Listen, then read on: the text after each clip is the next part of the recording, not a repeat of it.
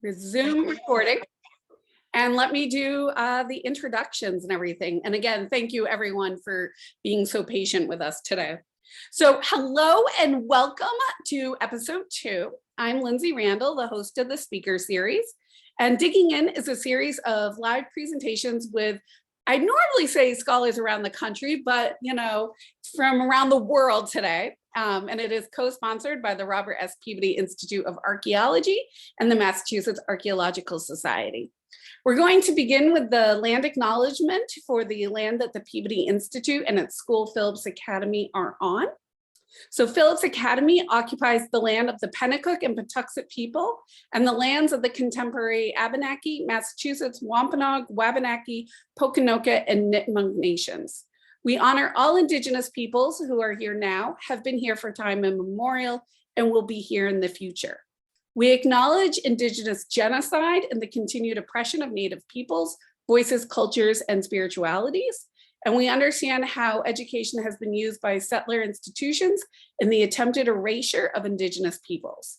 We commit to interrogating the histories of and our complicity in colonization, centering Native voices and communities, and dismantling the ongoing legacies of settler colonialism at Phillips Academy and beyond. So join us every other Wednesday at 1:30 p.m. Eastern Standard Time through June for our presentations. And for a schedule of dates and presenters, please visit us at peabody.andover.edu or at the Massachusetts Archaeological Society's Facebook page. And if you enjoy our programming, consider expanding your impact by becoming a member of the Massachusetts Archaeological Society. We are able to bring you outstanding programming through the support of viewers like you, my little PBS stint. And today we are very excited to welcome Dr. Heather MacLeod-Leslie. She holds a PhD in archaeology from Memorial University of Newfoundland. She also attended the College of Geographic Sciences in Lawrencetown, Nova Scotia, where she studied GIS and remote sensing. In addition to working for a variety of organizations, Dr. MacLeod-Leslie has worked as an independent archaeological and geometrics consultant, delivering geometrics curriculum through African Nova Scotian community-led programming. All of Dr. MacLeod-Leslie's graduate level thesis research has been dedicated to the archaeology of the African diaspora in Atlantic Canada, and she continues with this research today. And since 2008, Dr. MacLeod-Leslie has been the archaeologist for the Assembly of Nova Scotia Mi'kmaq Chiefs, the elected governing body of the Mi'kmaq Nation in Nova Scotia, and the only First Nation in Nova Scotia with whom the Crown has a duty to formally consult and engage in rights and title-based implementation discussions with. So during and at the conclusion of the talk, viewers, you're able to submit questions directly to me, either via the Q&A section or through the chat section on your Zoom screen. And then we will give the speaker time at the end to answer as many questions, knowing we might not get to all of them. So welcome, Heather. Thank you for joining us today. And thank you for, working through all the tech issues. Well, thank you very much for your patience and that of everyone else. And I think I might be able to share my PowerPoint through my phone. I'll give it a try when I get there, but fingers crossed this old bird can get with the technology, but thank you very much. So, excuse me, let me start first by saying thank you for inviting me to your series. I took a look at some of the other folks you've brought into the series, and I'm very honored to be asked in the company of them. So thank you. And thanks to everyone for taking time out and your patience for me finally getting here. I also want to thank you for your interest in the African diaspora work that's been done and is in the course of being done in Canada, and also in the work of the Mi'kmaq Nation and the little bit of support that I've been able to offer to the nation. So thank you for your interest in that work. I want to acknowledge as well that I'm coming to everyone from Mi'kma'ki. This is the ancestral and unceded territory of the people of the Mi'kmaq Nation. So while I am located in Nova Scotia, in Middle Musquodoboit, Nova Scotia, in fact, this is a very small part of a much larger territory that extends well beyond the colonial provincial boundaries that are documented and exist in Canada today. I'm also coming to you from the edge of the Atlantic world. This part of Canada, this eastern portion of Canada, is a critical place for understanding Canada's Black histories and Canada's role in African diaspora, from the participation of Canada in the slave trade, to the impacts of colonialism on people of African descent and the dispersal of them across the globe. In this part of Canada, on the edge of the Atlantic world, this is an important landscape where people of African descent throughout the diaspora pioneered social landscapes of freedom, and are still facing the ongoing problems of racism and prejudice in Canada. And this is common ground shared with many peoples, not just people of African descent and Black Canadians, but certainly the Indigenous peoples of Canada, of Turtle Island, in fact, and our neighbors to the south, which is where some of you folks are, as we all across Turtle Island, throughout the Atlantic world, struggle to acknowledge and address our histories. So, by way of acknowledging where I am at and where I am coming to you from, I wanted to share that. So I'm also very honored to share with you a little bit of the work on heritage and histories that are not my own, but as a white archaeologist, I've had the extraordinary privilege to work on in the past and continue to. So if you can bear with me, I'm going to try and share my PowerPoint, which I've loaded on my little tiny phone. And if it doesn't work, Lindsay, let me know as soon as possible. So I think I've got a share button here, and it says share Microsoft OneDrive, maybe document. Oh, I had it earlier. Oh, rats. Oh, gracious, what did I do? Something changed. Let's try Microsoft OneDrive. Now, Lindsay, if you have your speaker on, if you can tell me what you're seeing right now, that would be. I'm just seeing your name right now. Oh, okay, so apparently my little tiny phone is working to share a document. So I'm asking an awful lot, but we have high hopes that these smartphones are truly as smart as we pay for them to be. So I will give this another minute to try and load. But in brief, I've gotten to do some pretty fantastic things in my career as an archaeologist, and I feel very, very privileged. I had always felt that archaeology was almost an indulgent type of career to undertake and work to undertake. We weren't saving, connect to OneDrive. No, I don't think that's what I wanted to do. We aren't, feeding hungry people. We aren't, no,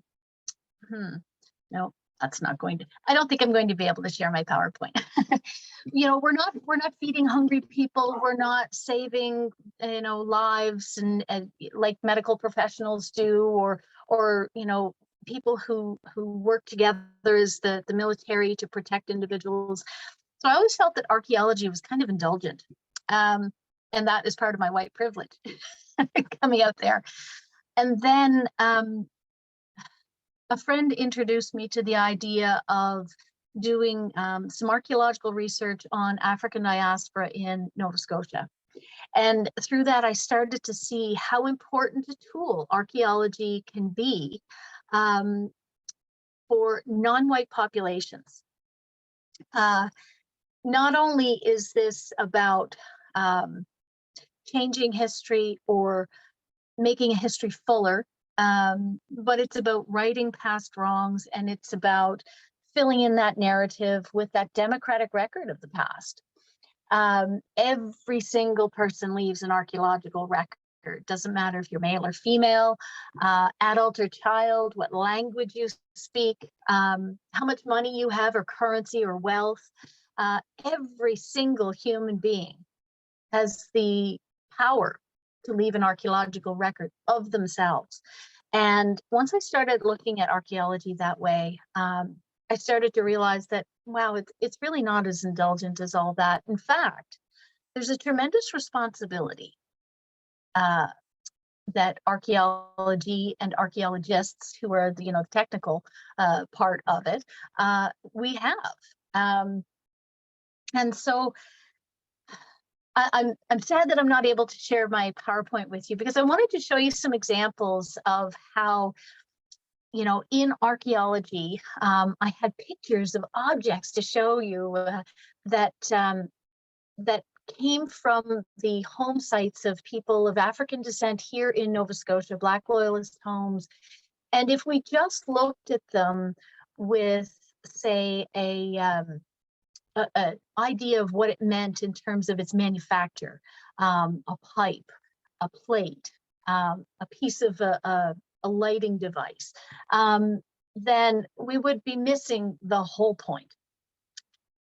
So one thing that working on Black Canadian archaeology in Nova Scotia helped teach me was the value of something that some folks call standpoint theory or perspective. And really, for me, I characterized it in my own mind as Afrocentric interpretive perspective. So one of the key parts, or a couple of key things to think about if we are looking at archaeological sites of African diaspora peoples, is that, we really have to understand that when we're looking at an assemblage of artifacts, they're not just that for which they were manufactured. It's the use of the object, it's the context in which it's found. So we really have to look at it from the user's perspective. And so for things like, some really interesting objects that came from a Black Loyalist site in around Rear Monastery, Nova Scotia, I thought I found a broken pipe, like a smoking pipe, a broken knife, some old medicine bottles, some iron fragments, and some faunal remains. And but when you look at those pieces of people's lives from an Afrocentric perspective in this Black site, you understand that what you are seeing are expressions of spirituality. You see the modifications of the objects, the carvings in them, the breakage at a very specific point. And there's been some fantastic work in African diaspora archaeology outside of Canada. And once we start seeing these things that might have been characterized as detritus or middens, we start understanding that no, these may be what are called inkisi, which are spirit bundles. So that was really interesting. And that was something new for archaeology of African diaspora in Canada. And I started to look at some of the archaeological records from past research and think, wow, where are all the African diaspora people? Because the African diaspora has been in Nova Scotia and in Atlantic Canada for centuries, and yet we don't see them in the site records. We don't see them in the reports. So there's, I guess, long story short, there are many, many, many lifetimes of work yet to be done in Atlantic Canada's African diaspora, because really we've only been scratching the surface of the stories that are available through that democratic archaeological method. And it makes you realize how many pieces of the story we're all missing, that incomplete puzzle of the past. So I was very honored to get to work on those histories and to learn directly from Black Nova Scotians. Something as simple as we had a conversation in a class once, and there were some African Nova Scotian students who were part of this class.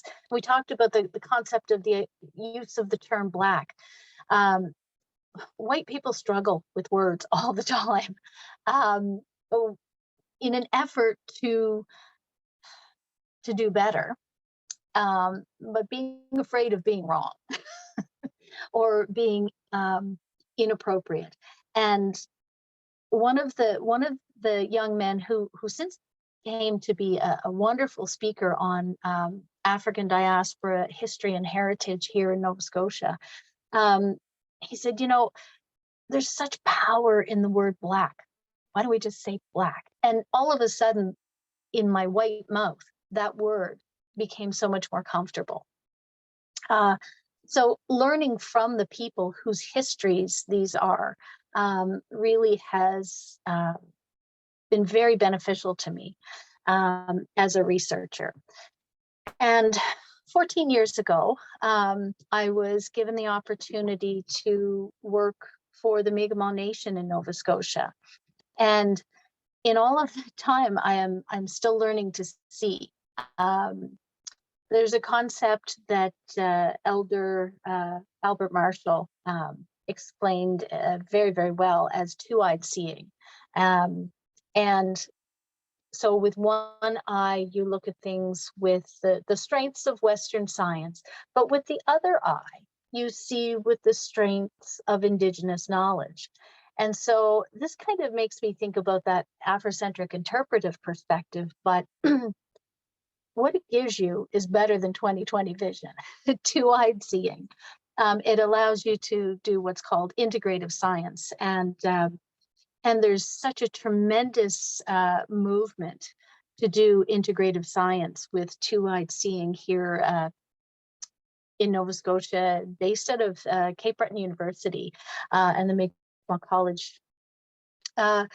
So my role as an archaeologist has been sort of, in the last 14 years, advisor, really a conduit for information, taking it from the academic and archaeological technical terms and really peeling it back and explaining what we mean without all the, I call it academic bafflegab. Digging a hole is digging a hole. That is an impact. So learning how to see with two eyes and learning how to communicate archaeological things to people who need the information but don't have all of the background in archaeology, and helping to develop, by answering some of those questions, the protocols and explanations and research questions that support the Mi'kmaq priorities. So, throughout the last couple of decades, it's been wonderful to have the chance to help bring a more democratic narrative to light, and even the idea of marginalized peoples. That makes the center of things not the people whose histories are talking about. There's even this prejudice in how we explain the locations of and juxtapositions of people to one another. But it really comes down to power to control the narrative, the story, and the background of how we all got here today. So through this work, and again, I apologize, it would have been great to share this PowerPoint with you, but here we go. I'd like to share with you some of the things that I've learned as an archaeologist and as a woman, as a human, and as a white person. So archaeology is, as a discipline, it is a science. And to become an archaeologist, we think about things like research. We think about research and developing stories, and even the whole academic institution that is, as a profession, revolves around tenure and promotion and authorship. Can the host obtain the slides from the speaker? That would require me to stop doing what I'm doing, and my brain can't do two things at once. I'm so very sorry. So getting back to, archaeology and as an academic discipline, the whole idea of academic archaeology revolves around tenure and research and promotion and authorship and first authorship and recognizing expertise and specialties. I mean, that's one of the reasons that, I get to be here blabbering to you today, is because someone saw some of the work that I did and thought, hey, this person knows about this stuff. So why don't we get her to come talk about this stuff? And here I am blabbering to you.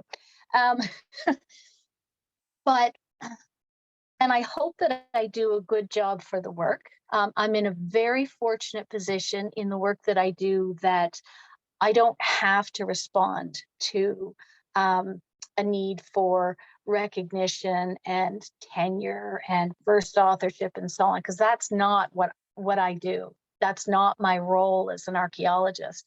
But if we look at broadly the discipline of archaeology, we know that that is a very strong theme that flows through archaeology, as well, of course, as commercial and development-driven archaeology. And if we want to talk about power and development-driven archaeology, I think probably lots of folks know about the power struggles when it comes to archaeology and development. At any rate, as a young archaeologist, you have to try and make a name for yourself. And as young archaeologists, this is going to be very, very difficult, because right now we are living in a very extraordinary moment in history. So young archaeologists are going through something different than, say, 30 years ago or more, when I was a young archaeologist. But an archaeological and academic archaeological system is built on all of those ideas of expertise and specialties, and recognition and reputation. And that's hard when we talk about whose story is being told. As archaeologists, we can access this democratic record of history, and we can work to tell it. But sometimes our ability to tell it is based on our ability to promote ourselves as experts. And that's part of what I'm here to talk to you about today. So we've often heard, history belongs to everyone. It's everybody's story. But really, whose story is it to tell? Is it the archaeologist's story, or is it the descendants whose history this is? Especially when we are talking about non-white histories, non-Eurocentric histories and stories. And as we, as archaeologists, learn to catalog things and map things and identify things and date things through manufacture date and so on and so forth, we're really bounded in how we're interpreting what we're seeing. So it's really, really important that our interpretations as archaeologists and our understandings of the past through those interpretations, that those stories and truths improve through things like two-eyed seeing and Afrocentric perspectives. So it really, there are changes afoot. And it's not just that it makes a more full story of the past to adopt an Afrocentric perspective or use two-eyed seeing, but when working with descendants and heirs of this legacy, it's really important to have that equitable and mutually respectful collaboration. So not only does it make it a fuller history, but it makes it more authentic and indeed correct, because our perspectives as archaeologists are very limited by the colonial intellectual upbringing that we've all, may I say, suffered. but been trained through it, and sometimes I can be a little soapboxy, I'm sorry. But really, words matter so much. If you can for a moment think about the difference between talking about histories of slaves versus histories of people who were enslaved. The difference between those is that when we talk about the history of slaves, that is how we are characterizing human beings.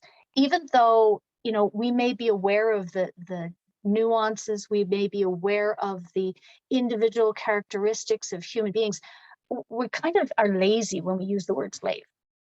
But if we talk about the histories of people who were enslaved, then we are acknowledging that first and foremost, we're talking about people's history, and that enslavement was the condition imposed upon them. But they may also have been auntie or uncle, mom, dad, sister, brother, child, creepy guy around the corner, grandma, it could be anyone, but that they were living within conditions. And so the condition of enslavement was not the totality of who people were. And that's a really important thing. And it's really important that archaeologists think about those words when they write the histories of people from these democratic records. Make sure we get the voice right. Another thing that I've run across is I've heard it called the dead Indian syndrome. The Mi'kmaq were the first people of this land, and there's a site that's 13,300 years old, and then there was the Archaic, and people met folks on the shores when fishing came, and this place was known as Mi'kma'ki. There were treaties. But hey, guess what? My neighbors, Mi'kmaq, people are still here. People are still engaging in traditional activities, and really, really smart people, because we use the best technologies available. Why would we continue to try and get to work on a horse when I've got 2 hours to get there and it's 80 miles away? I'm going to use a car. So the idea that as archaeologists, we talk about Indigenous peoples as people of the past, and not just that we are working with, as archaeologists, we are working with Indigenous peoples now, but that there's a continuum, and we can't let that negative history and that tragedy of injustice that has happened over the last several hundred years obliterate the connectivity between the people who we live and work with side by side today, and the people whose records we as archaeologists are working to document and understand.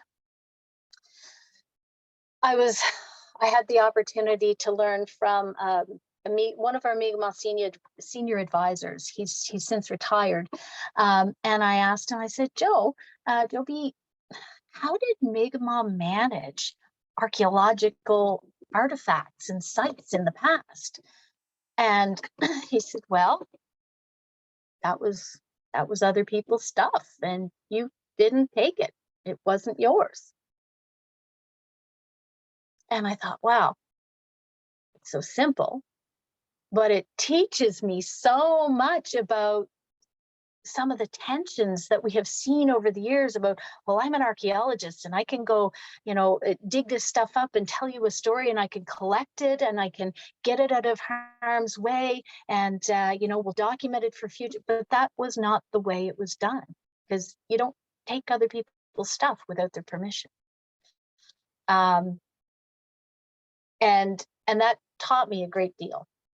So I started looking at this and thought, okay, so archaeologists call these things that we find and dig up and document, we call them artifacts.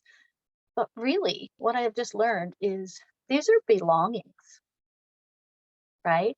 So if someone comes into my bedroom and goes to my jewelry box and takes all my artifacts out of my jewelry box, which also is an artifact, I'm pretty peeved.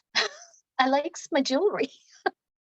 Those are my belongings, right? And whether or not, you know, it was my grandmother's or my great-great-grandmother's, how old it is doesn't matter. It's still family belongings. And I really began to work through the nuances of the tensions with care and control of Mi'kmaq heritage, archaeological heritage, and really extrapolating that to other descendants who maybe either weren't the archaeologists or weren't able to regulate access and impact and care and control and custody. So I know I'm going to go over 20 minutes, but I'm going to blame technology because it slowed me way, way down. But I'll try and cut a little more to the chase so that I know other folks who have joined us have other things to do with their days. You know, we are living in a period of history of rebalancing. There's a lot of justice to come for people. We are living with the positive changes of Black Lives Matter. That's important. And we are living in a time, and I don't know if folks in the United States and beyond are familiar with this. It's certainly something that Canadians are quite familiar with, reconciliation. That goes directly back to the impact of the residential schools on Indigenous peoples across Canada, as well as the 60s scoop. We're living with Every Child Matters. So we're in an enormous period of rebalancing. And that's hard as a white archaeologist, because there are a lot of times that, you know, it doesn't matter how many degrees or projects you've done, but the optics matter. And I had an experience years back where, I was so upset that I didn't get a job. But I realized that qualified candidates equal around, my skin color mattered. And that really miffed me. Hey, you know, why should my skin color matter? But the fact of the matter is it does. It does. And I think we all acknowledge it. But when you have to live it in your own day, it's a tough pill to swallow. So we want to do what's right as long as we still get to do what we do. So in that particular instance, I learned a lot because I realized that I was so upset that, you know, my skin color mattered. And that's why, you know, one of the contributing factors. I mean, the other individual was eminently qualified, and that I got to be interviewed as part of that as well was an honor to me. But I realized, why am I so upset? It's because I'm hurt, and that's kind of dumb because all of these years have gone by when other people who don't look like me have felt this, and it's not a feeling I'm familiar with. And so what do I need to do to kind of get over myself? And this is where I think over the last number of years, I've started to kind of those lessons that I hope that I've learned, and I'm learning from the people around me. And thank you so much for their patience as I learn. They kind of crystallized, and I hope I can share them with you. So thinking about the academy and thinking about academic propriety, you know, that's my research and that's my area of expertise. Let's get rid of the egos, because the progress is far more important. So let's let go of the idea of, you know, reputation and control. Let's just do archaeology. And that seems like a no-brainer.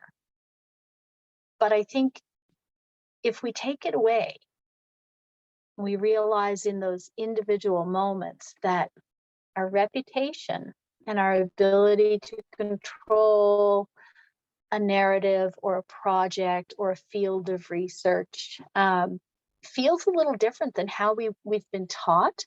You know, you might already know it, but sometimes you need to know it in your gut.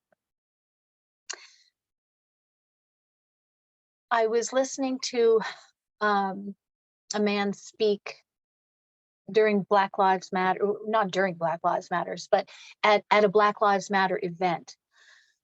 And he said, if you can see it, you can be it. And I thought, yeah, that's efficient, succinct, and 1,000,000% correct.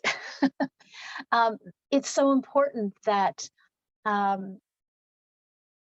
Indigenous youth, African diaspora youth, and all sorts of other identifiable non-white populations of youth see people who look like them at the head of a classroom, on the television, directing an archaeological dig, sitting across the table from the politicians. So, you know, as our job as archaeologists, especially if it's not our personal heritage we're working on, is to raise those whose story it is up, whether they become archaeologists or historians or politicians, however they lead. It is our job as archaeologists just to raise them up, to support them. And I try and think of this as like an archaeologist is a tool in a toolbox. We're a tool. We have this access to this democratic record. We have this set of skills for identifying, compiling, caring for, and interpreting archaeological data, which really are people's belongings. And in interpreting and developing stories and developing narratives from this material, and doing so collaboratively with two-eyed seeing or Afrocentric perspectives, we're creating a piece of something to fit in a gap that will help build something stronger. It will help achieve justice. It will help balance, because the pendulum has been swinging madly. But this is allyship. So the hardest part about this is that it's not about you as an archaeologist. It's not about your reputation. It's not about your expertise. It's about the technical skills that you can acquire, whether it's how to dig a square hole, how to document strata, how to identify and date things, and the putting together of them into that story. You have skills as an archaeologist to do that, but make it just about the work, not about that first authorship or about that I'm at the head of the classroom. So maybe like an electrician. You know, an electrician comes in and they put the pieces together, they run the lines through the house for the switches and the plugs, and then they connect it to the power box. And all of a sudden within this home is energy and light. So let's be electricians. Oh, and there's the dog. Let's be electricians and energize and light up this space. My mom is going to take care of the dog. God bless her. And, you know, electricians, they do this wonderful work and then they leave. And then the family whose home it is, they come in and they live in the house and they appreciate the energy, they appreciate the light, and they can invite the electrician in if they want or not. And so let's think of archaeologists like electricians. A very worthy, very necessary tool in the toolbox of living, okay? and do it that way. So one last little story, and thank you again for your patience. Oh gosh, I think I was in my late 20s. I'm in my early 50s now. And I was working up in Ottawa, which is the national capital in Canada.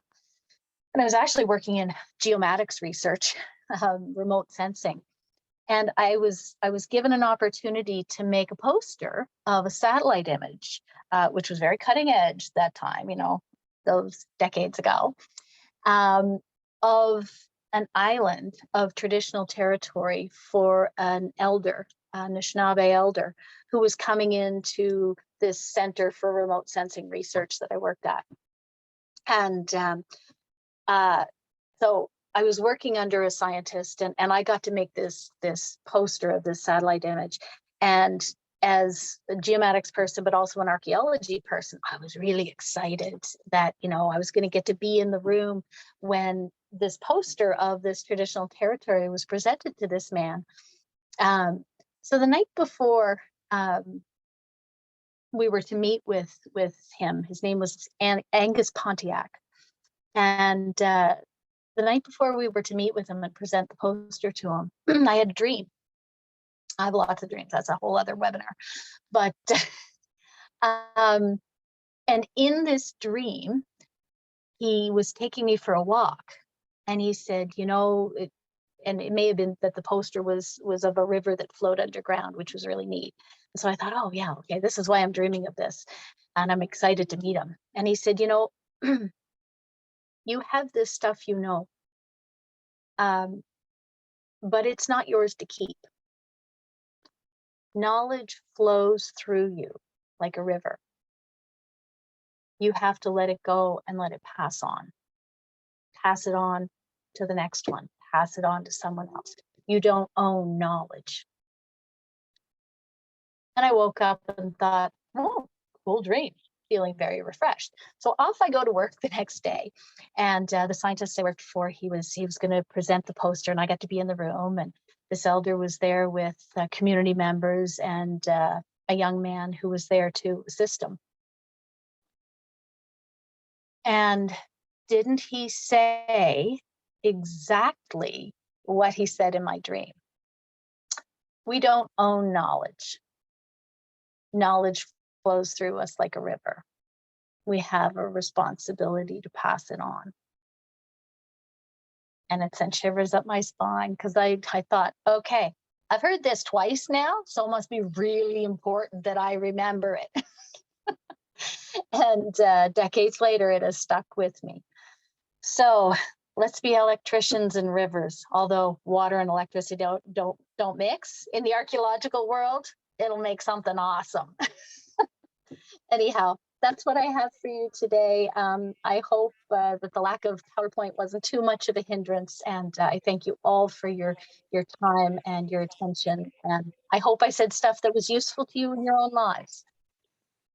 That was excellent. Thank you.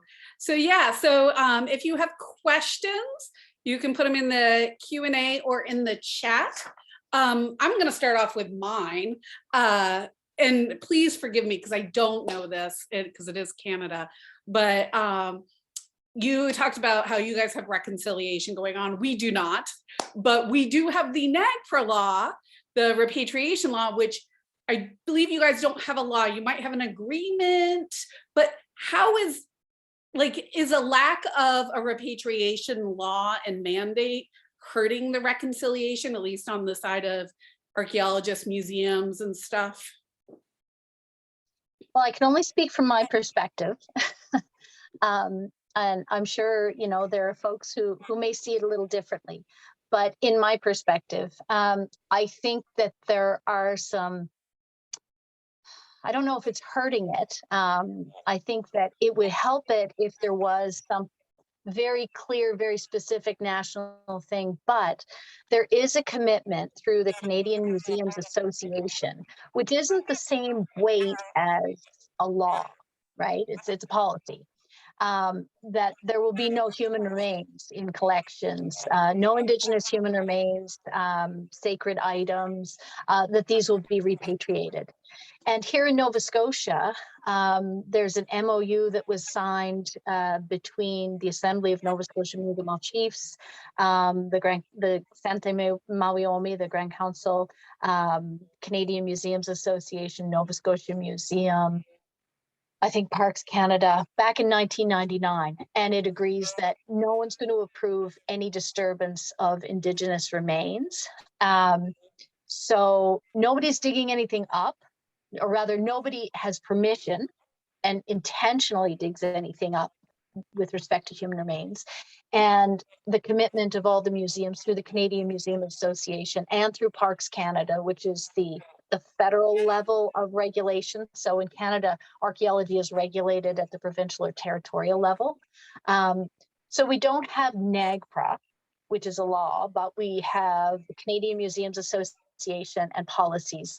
And then we have the commitments of the individual provincial regulatory authorities and territorial regulatory authorities, wherein there are no human remains in collections. It's not acceptable, it's not allowable, and repatriation will happen.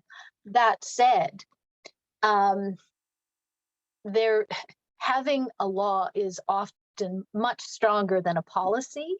And while there's a lot of flexibility in policies, and we have some tremendous heritage professionals working in the provincial and federal regulatory systems, for Indigenous people, people of African descent, relying on policies and personalities rather than laws means that there's less power, right? The power is not balanced and equal.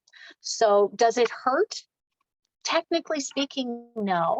But I am only speaking from my archaeological and white Eurocentric perspective. But in the experiences that I've gotten to have over the years in my work, I would say it does hurt.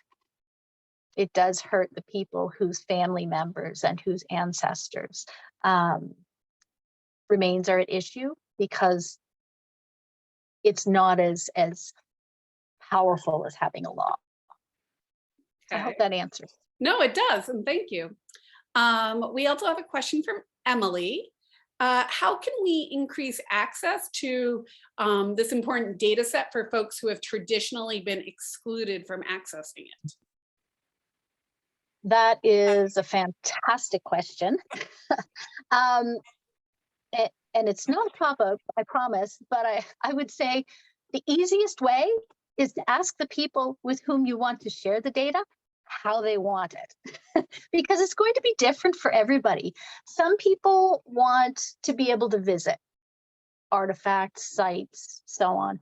Some people want the reports that are written for the developers, that are written for the regulators, that sort of thing. And some people want a one-page write-up. Some people want you to come to their community and tell them about stuff. Some people want you to go to the schools where the youth are. So it's a really fantastic question. And I don't have the answer, but what I think I have is a way for you to get an answer in your own work, wherever you find yourself and with whom you find yourself working as an archaeologist. So I'll say at the Peabody Institute, one of our new things is if you are doing any sort of research, you actually have to get the permission of the tribe, even though we technically own the stuff and we don't legally have to, but ethically, you know, you should get their permission because, like you say, it's their belongings, right? We have two more questions, and John, I'm going to go with yours second.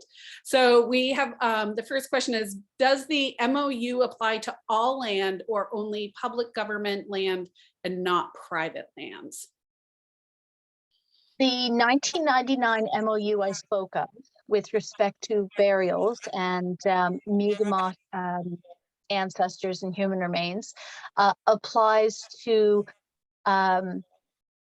everywhere, because in Nova Scotia, under the Special Places Protection Act, which is the archaeological regulatory legislation, the law, you cannot knowingly disturb for the purposes of finding archaeological stuff. Now, we know that burials and graves as human remains come under the Cemeteries Protection Act. And additionally, you're not allowed to disturb graves. So that applies no matter what lands they are. And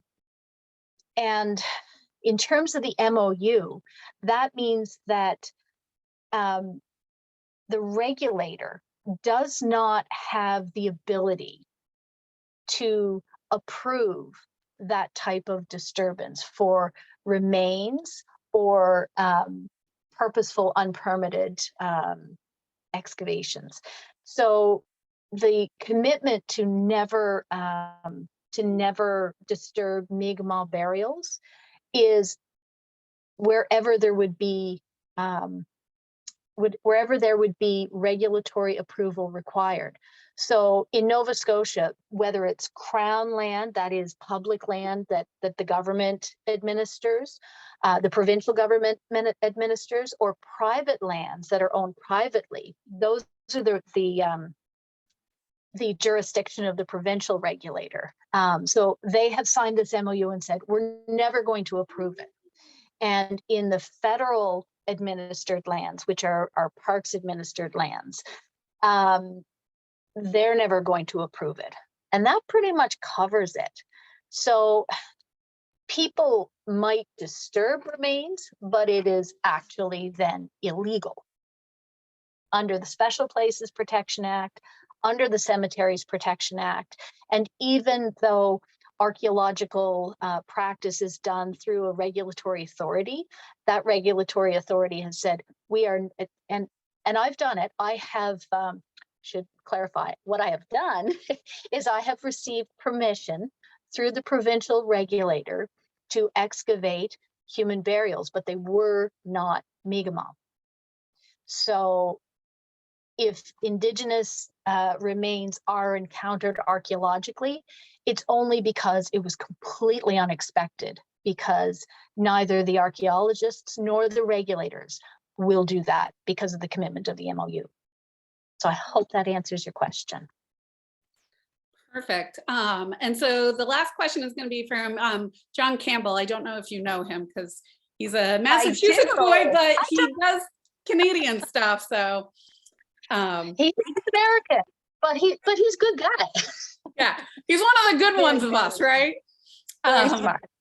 So his question is, do you think that instead of creating comparable Indigenous chronology that ties with the present academic archaeological chronology, that the role of archaeologists should reassess the quantifiable data such as radiocarbon dating and redirect the archaeological chronology to solely represent Indigenous perspectives?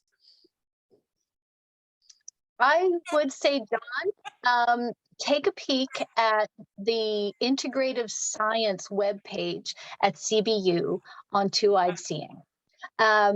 So, I mean, I can tell you what I think, but really, my opinion doesn't matter. It is the Mi'kmaq perspective that matters the most.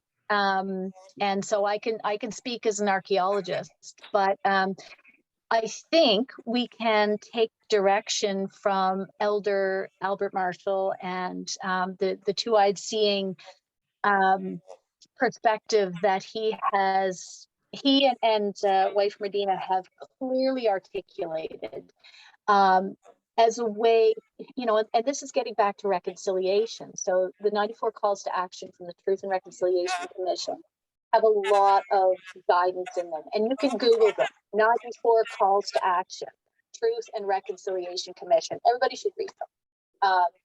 And so getting back to the radiocarbon dating versus an Indigenous timeline, here in Nova Scotia, Mi'kmaq archaeologist Roger Lewis worked with Mi'kmaq elder and elders. I think I know all of whom he worked with, but he worked to develop a Mi'kmaq language chronology that was comparable to the archaeological chronology. So there's Mi'kmaq terminology for essentially time periods. So Sahwe Ulnu, please forgive my pronunciation, Muasami, Gajigaweg Ulnu, and Gajigaweg Ulnu, and Gislugweg Ulnu. And the time periods correlate roughly to the dates of, say, paleo, archaic, ceramic, protohistoric. What am I missing? And so the time periods correlate, but when we translate the Mi'kmaq language, it's the ancient ones, the not so ancient ones, the recent ones. So they're referencing the people and how today's Mi'kmaq personally would relate in time to their ancestors whose sites and belongings archaeologists are looking at. And I think what Roger's work has done, and the elders with whom he worked, and elders Albert and Medina Marshall and TwoEyed Seeing tells us is, don't throw the baby out with the bathwater. There's strength in everything. Just make sure that how we put it together is mutually respectful, collaborative, kind, and equitable in recognition of the injustices that have happened and the rebalancing that needs to happen. But there's good in everything. So keep all the best together. Excellent. We've been throwing the hard questions at you today. So those were the questions we had. So thank you to our viewers for joining us today. And we look forward to seeing you at our next lecture, which will be on Wednesday, February 26th. And we will be joined by the Public Archaeology Lab and the Little Compton Historical Society in Rhode Island. And they'll be doing a joint presentation about their collaborative work on an Afro-Native site in Little Compton, Rhode Island. And again, we rely on the support of viewers like you, so consider supporting our outreach by becoming a member of the Massachusetts Archaeological Society. And thank you, Heather, for joining us today and talking. Thank you for the invite. Okay. And this will be on YouTube for anyone who wants to find it there. So have a great day, everyone. And we'll see you later.